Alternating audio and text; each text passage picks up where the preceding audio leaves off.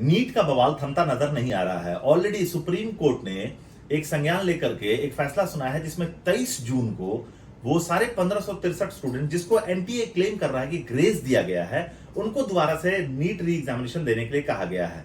लेकिन इसके बावजूद स्टूडेंट्स जो है इस फैसले से संतुष्ट नहीं हो। लगातार देश के अलग अलग कोने में हम लोग इसका विरोध देख रहे हैं। इन्हीं विरोध के बीच में मेडिकल की क्या क्या अपॉर्चुनिटीज हमारे पास है, इन विरोध के बीच में हमारे लिए मेडिकल की क्या क्या संभावना है, क्योंकि सारे लोग गवर्नमेंट कॉलेजेस में नहीं जा सकते।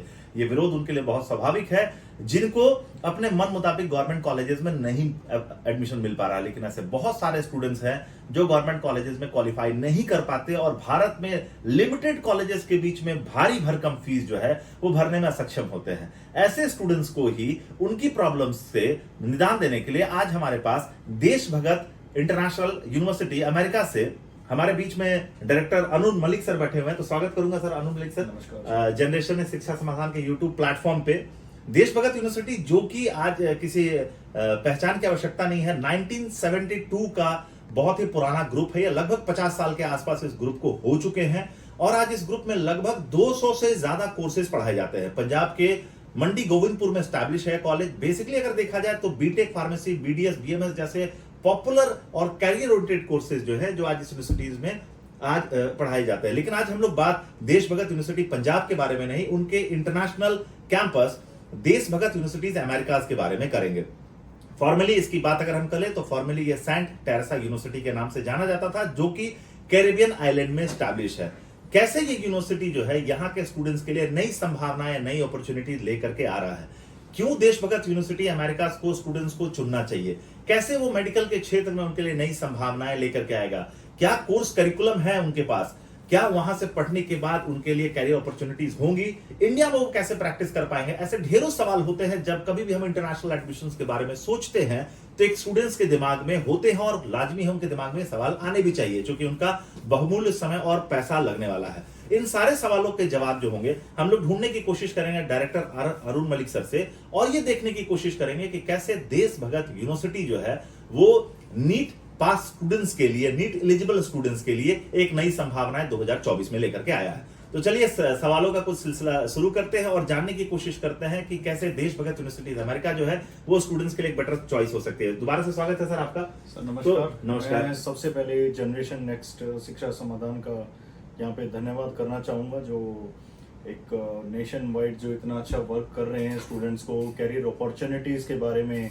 जो है ना व्यक्त करते हैं और जिसमें स्टूडेंट्स के लिए नई नई अपॉर्चुनिटीज़ जो लेकर आते हैं उसके लिए मैं सर का बहुत बहुत धन्यवाद करता हूँ। और देशभगत यूनिवर्सिटी अमेरिका के लिए भी एक प्लेटफॉर्म क्रिएट करने के लिए मैं सर का धन्यवाद करता हूँ। Thank you very much sir. Sir जैसे सबसे बड़ी चीज ये है कि हमारे देश में आज कॉलेजेस के लिए, कंसल्टेंट्स के लिए तो बहुत सारी अपॉर्चुनिटीज बन रही है, बट इस बार सबसे बड़ी समस्या है कि विद्यार्थी नीट एग्जाम देने के बाद भी अपने लिए अपॉर्चुनिटी तलाश नहीं कर पा रहे हैं। आप न्यूज में देख ही रहे होंगे। जी जी जी जी। तो आज काफी असंभावनाएं और अनिश्चितता है स्टूडेंट्स के बीच में, लेकिन आप उनके लिए एक नई अपॉर्चुनिटी लेकर के आए। तो मैं चाहता हूँ इस प्लेटफॉर्म के माध्यम से हम मैक्सिमम लोगों तक पहुंच पाए, ताकि उनको पता चले कि अगर इंडिया में उनके लिए पॉसिबिलिटी नहीं होती है, फीस बजट वो नहीं दे पाते हैं, तो अब्रॉड में भी जाकर के दे पाए। तो सबसे पहले तो मैं चाहूंगा सर इस यूनिवर्सिटी के बारे में बेसिक आप बताएं, कहाँ है, कैसे वहां जा सकते हैं, क्या आपका एडमिशन प्रोसेस है, और बाकी उसके अलावा भी हम लोग जो और भी इसके ऊपर क्यूरीज होगा वो आपसे डिस्कस करेंगे। यूनिवर्सिटी का जो नाम है देशभगत यूनिवर्सिटी अमेरिकास है, और बेसिकली जो यूनिवर्सिटी का जो लोकेशन है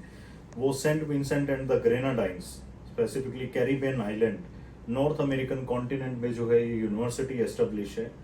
और बेसिकली जो कॉन्टिनेंट है, अब दो चीज़ें आती हैं। कई लोग पूछते हैं ये साउथ अमेरिका में आ रहा है, नॉर्थ अमेरिका में आ रहा है, तो इट्स बेसिकली 30 कंट्रीज आती हैं, जिसमें यूएसए भी है, कनाडा भी है, एंड सेंट विंसेंट एक जो है अनदर कंट्री है जो नॉर्थ अमेरिका का ही कॉन्टिनेंट है।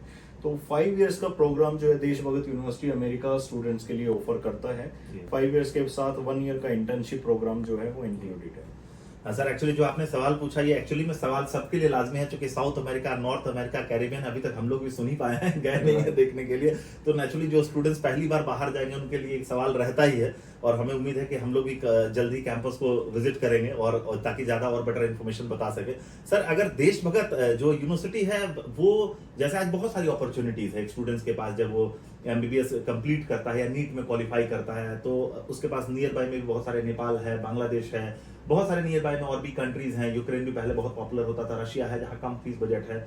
तो स्टूडेंट्स को यहाँ क्यों जाना चाहिए, देश भगत यूनिवर्सिटीज अमेरिका को क्यों जाना चाहिए, क्या संभावनाएं और ज्यादा बेटर मतलब आपको लगता है स्टूडेंट्स के लिए वहां पे हो पाएंगी? देश भगत यूनिवर्सिटी अमेरिकाज में बच्चों को जो अपॉर्चुनिटी एक मिल रही है कि आप जो है ना नीट क्वालिफाई करने के बाद जो एक अपॉर्चुनिटी है, अब क्वेश्चन यही आता है कि वही देश भगत यूनिवर्सिटी अमेरिकाज या नेपाल नहीं या बांग्लादेश नहीं या चाइना नहीं या रशिया नहीं, तो कारण ये है कि यहाँ पर सबसे बड़ा तो लैंग्वेज का बैरियर है। ओके। और सेंट विंसेंट एक कॉमनवेल्थ कंट्री है जो स्पेसिफिकली एक इंग्लिश स्पीकिंग कंट्री है, और जो करिकुलम भी है वो कंप्लीट जो है ना इंग्लिश प्रोग्राम है। तो फिलीपींस का भी जैसे पीछे कितना जो है ना न्यूज़ में भी आता था कि फिलीपींस में जो लैंग्वेज का इशू आता है, जो करिकुलम उनको पढ़ाया जाता है, तो स्पेसिफिकली वो भी एक इशूज रहता था। लेकिन यहाँ पर जो करिकुलम है कम्प्लीटली इंग्लिश बेस है, तो स्टूडेंट्स को पर्टिकुलरली एक कॉमनवेल्थ कंट्री में पढ़ना वो ज़्यादा बेनिफिशियल रहता है अपार्ट फ्रॉम अदर कंट्रीज। जी सर, एक चीज और मैं उसके अलावा जानना चाहूंगा कि जो जब बच्चा आपके कॉलेज में देश भगत यूनिवर्सिटी या अमेरिका में जाएगा तो उसका जो कंप्लीट कोर्स करिकुलम रहेगा, क्योंकि बहुत सारे लोगों के दिमाग में ये होता है कि जब हम अब्रॉड जाएंगे पढ़ने के लिए तो क्या हमें इंडियन पैटर्न पे पढ़ने का मौका मिलेगा, समय सीमा क्या होगी, कोर्स करिकुलम कैसे पढ़ाया जाएगा। तो क्या देश भगत यूनिवर्सिटी का आप थोड़ा अगर अमेरिका का अगर पाथ बता पाए, एजुकेशनल पाथ क्या रहेगा, जो जर्नी स्टूडेंट्स के रहेगा उसमें कैसे कैसे वो पढ़ाई करेंगे? देश भगत यूनिवर्सिटी अमेरिका जो है 5 इयर्स का MD equivalent to MBBS pathway programme offer कर रहा है। और 5 ईयर जो प्रोग्राम है इसमें स्पेसिफिकली 3 इयर्स जो होते हैं वो प्री क्लिनिकल स्टडीज होती है, 2 इयर्स जो होता है इसमें क्लिनिकल स्टडी का हम मानते हैं, और जो 1 ईयर जो होता है इसमें 1 ईयर का जो प्रोग्राम है वो एक इंटर्नशिप प्रोग्राम इसमें इंक्लूडेड है। जी। तो सर जैसे एक चीज और मैं पूछना चाह रहा था कि स्टूडेंट्स के लिए मतलब जब आपके स्टूडेंट्स जब डॉक्टर करना चाहते हैं, एजुकेशन करना चाहते हैं देश भगत यूनिवर्सिटी से, तो मतलब उनको उनकी एमबीबीएस जो कंप्लीट होगी, ठीक है ना, तो उसके बाद एक क्वेश्चन होता है स्टूडेंट्स के दिमाग में कि नेक्स्ट एग्जाम क्लियर करना पड़ेगा, वो मैं कर पाऊंगा कि नहीं कर पाऊंगा, मेरे लिए वहां एस्टैब्लिशमेंट की क्या क्या अपॉर्चुनिटी है। तो थोड़ा और अगर एलाबोरेट करके आप बता पाए कि स्टूडेंट्स के लिए वहां पढ़ने के बाद कैरियर अपॉर्चुनिटी वहां के लिए क्या बेटर होती है, और अगर वो यहाँ से आते हैं तो किन परिस्थितियों में उन्हें नेक्स्ट नहीं देना पड़ेगा और किन परिस्थितियों में वो यहाँ भी प्रैक्टिस कर सकते हैं, थोड़ा इसको एलाबोरेट करके बताएंगे आप। जो हमारे यहाँ स्टूडेंट एडमिशन लेता है वो क्राइटेरियाज हैं, जैसे नीट क्वालिफाई होना चाहिए सबसे पहले इंपॉर्टेंट पॉइंट जो है जी जी, और उसके बाद 10+2 जो है विद 60% उसके मार्क्स होने चाहिए जी। जब 5 ईयर का प्रोग्राम ऑफर कर रहे हैं जो उसको एक्सेप्ट करता है स्टूडेंट, तो 5 साल करने के बाद जैसे जो आपका क्वेश्चन है कि इंडिया में किस तरह से करेगा या बाहर किस तरह, तो ये 5 ईयर के प्रोग्राम में 3 साल पढ़ने के बाद बच्चे के पास करियर अपॉर्चुनिटी आती है। अगर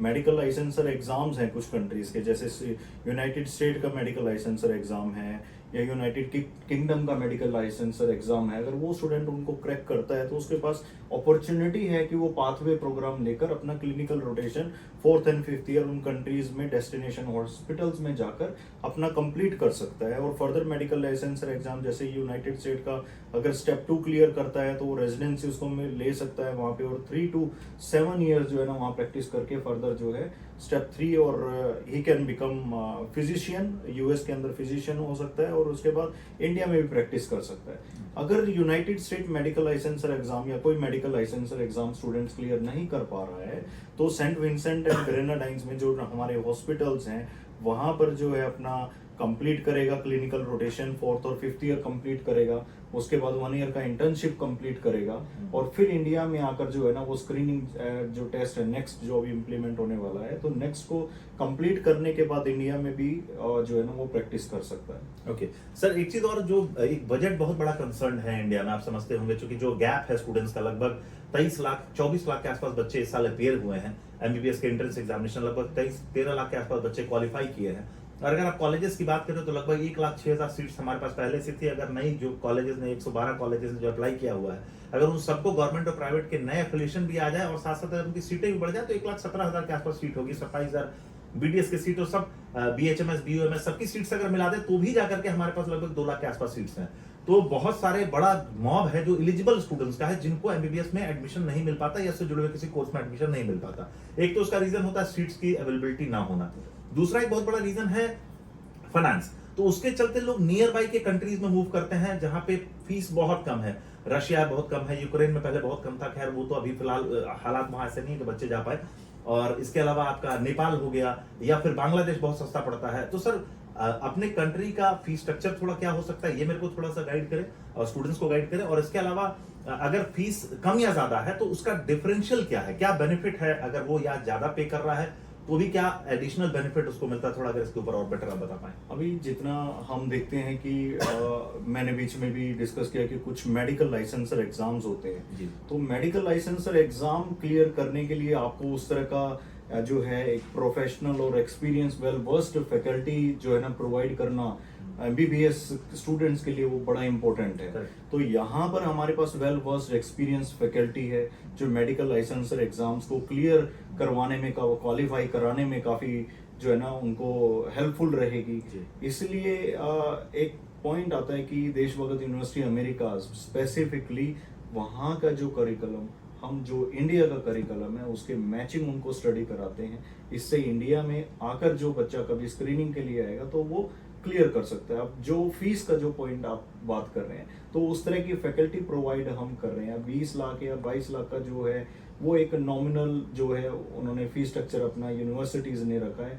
हमारा जो फीस स्ट्रक्चर है वो 40 लाख का है। तो 40 लाख में 5 साल के अंदर बच्चे को well versed education with experience faculty, हम लेक्चर रिकॉर्ड पर्टिकुलरली पूरे वर्ल्ड के अंदर अभी तक ये फैसिलिटी नहीं है जिसमें लेक्चर रिकॉर्ड किया जाता हो और बच्चा जो है घर जाकर भी अपना लेक्चर उसको सुन सकता है, पढ़ सकता है कि आज की डेट में हमें क्या पढ़ाया गया। तो इस तरह की जो फैसिलिटीज हैं वो हम स्टूडेंट के लिए प्रोवाइड कर रहे हैं। चलिए, तो अगर हम ओवरऑल अगर बात करें, जैसे आपने सारी पक्षों पे बहुत अच्छे से बताया कि क्या क्यों उसको कॉलेज चुनना चाहिए, फीस का डिफरेंशियल क्या है और क्या करिकुलम हो सकता है, उनके लिए अपॉर्चुनिटीज कैसे हो सकती है कि वो बाहर जाकर के तो लास्ट आप एक बार स्टूडेंट से अपील करें कि अगर वो इस यूनिवर्सिटी के बारे में और जानना चाहते हैं तो हमारे प्लेटफॉर्म से भी जानकारी ले सकते हैं, साथ साथ यूनिवर्सिटी का टोल फ्री नंबर या कॉलिंग सेंटर पर भी कॉल कर सकते हैं।